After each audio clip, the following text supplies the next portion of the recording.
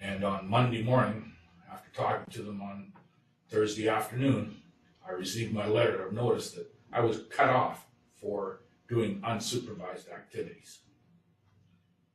I told them at that point, you can't have your cake and eat it too, but I wasn't willing to lose everything I had over it. I went to the bank and said, look, I've got this proposition for you.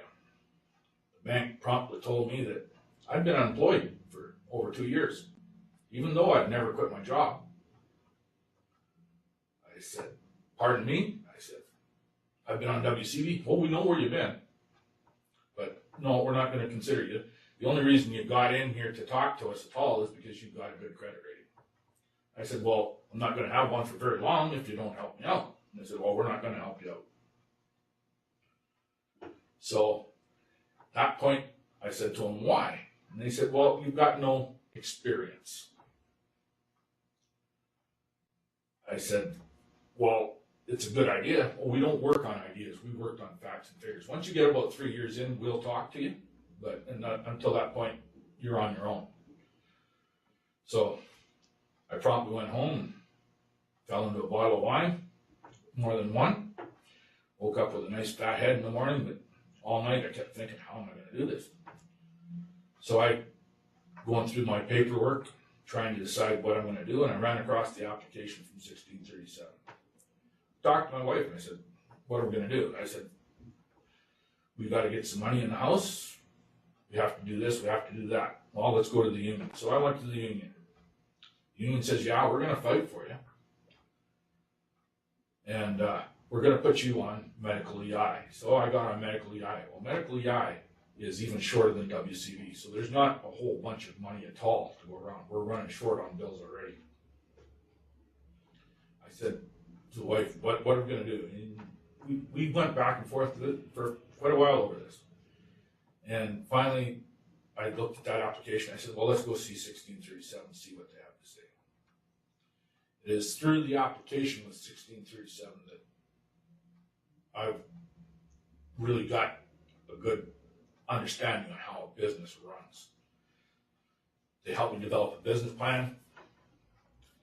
They told me how I was going to have to set down some guidelines for myself.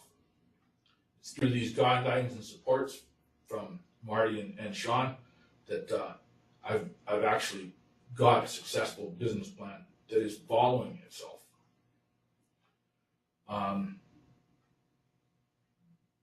I've worked putting this business together around 14 hours a day to get it up on its feet before my medical EI ran out.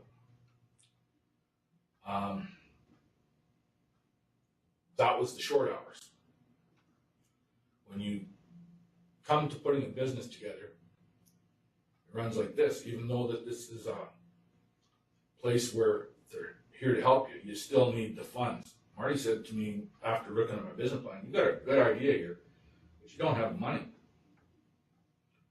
So again, I'm thinking, what am I going to do? So I promptly went out and I got myself a contract with one of the grocery stores here as a handyman. I came back to Marty and I said, well, this suffice. What have we got here? He said, well, yeah, that'll suffice. I'll talk to my people. So I now have a job that I have to work after hours, after working 12 hours. I went to work, got everything in place. I got onto regular EI through talking to my doctor. 1637 put me on the SEB program. And as we're assembling the business plan and getting it all together, Marty would give me an assignment. I'd take the assignment home, I'd bring it to him fixed up, looking what I thought was good. Then he'd ask me to do something right there. And I'd tell him, well, I need a few minutes here, right? And I'd do what I could, and he'd say, well, this is what it should look. It's through the interview process that Marty discovered that something that I didn't realize that was still diagnosed the way it is I was dyslexic. I couldn't work with figures. So right away we knew we had to hire a bookkeeper. So once we got that established, it moved me into the Entrepreneurs with Disabilities program. Through the injuries I have, the program has supplied me with a lift to make my job easier in the brew room, and an electric lift to bring my freight into the door of the store, that I don't have to have it hand bombed in and cost me more. It levels the playing field. It makes unloading the truck 15 minutes instead of an hour and a half, and gives me an advantage in that I can get at my stock that day instead of later on in the week. When I started my business, I would go to the store, do all the work I could in renovations. My brother-in-law, my brother, my family basically dug in, and they helped me put it together. Something I'm totally appreciative of to this day.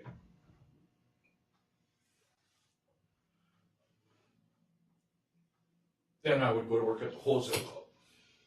You're talking 17 to 18 hours a day. I did that for a year. Finally, I started to burn. Positive was, we got the business up and running. Negative was, I was starting to see fatigue. I put on about 80 pounds. You don't have much time for exercise. You don't have much positive thought because you're not getting the rest that's necessary. Things start to look pretty dark.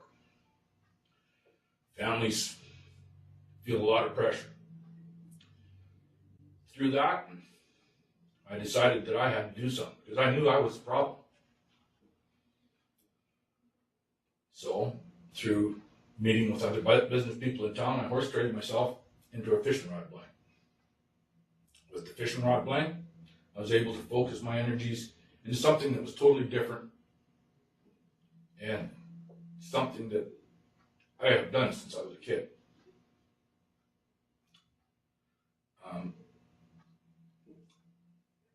You have to be able to keep your mind in shape to get to a point of stability. The money is not all there is in life. The ability to earn money is important.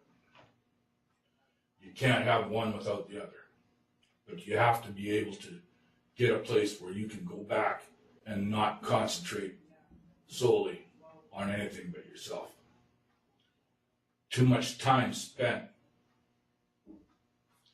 looking for the next dollar winds up making you a very, very skeptical and hard to get along with person. I know I've had a couple casting lessons with the rod, and I am quite enjoying myself. It has given me back something that had been gone for over 4 years, where I didn't think I was going to be able to do it again.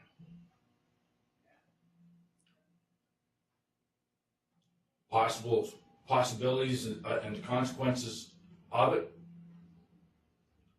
Well, it's taken my Sundays away as a working hour because now I'm on the river.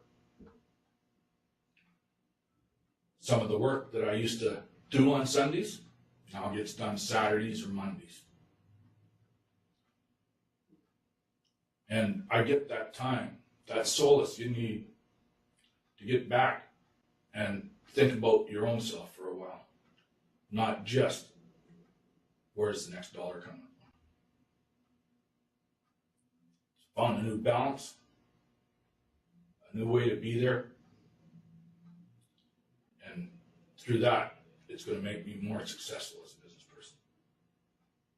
I thank you for your time. I sure like what Robert has to say, about doing something that's, seems to be completely separate from the business, but it ends up helping you build a better business. That fly fishing, man, that sounds like a great idea.